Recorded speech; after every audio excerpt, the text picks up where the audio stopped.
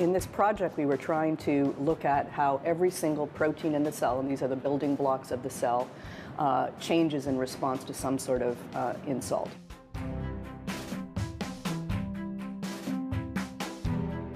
Life is a dynamic series of events, and from a cell biology perspective, proteins are a dynamic component of how cells work.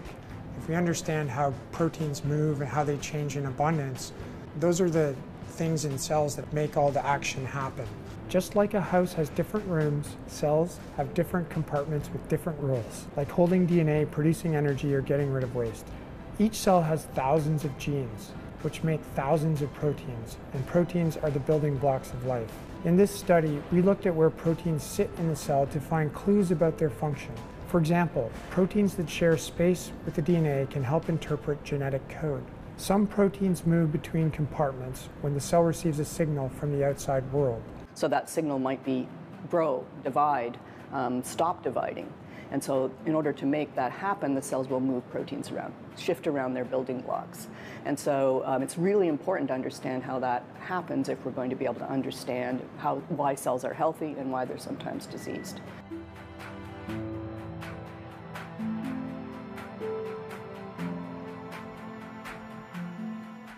If we can get a firm hold on that, then we can actually start to really model how different networks of proteins are having an impact on what a cell looks like, how a cell behaves, how a cell responds to environmental stress, and maybe how a cell goes off its normal path to become a disease cell.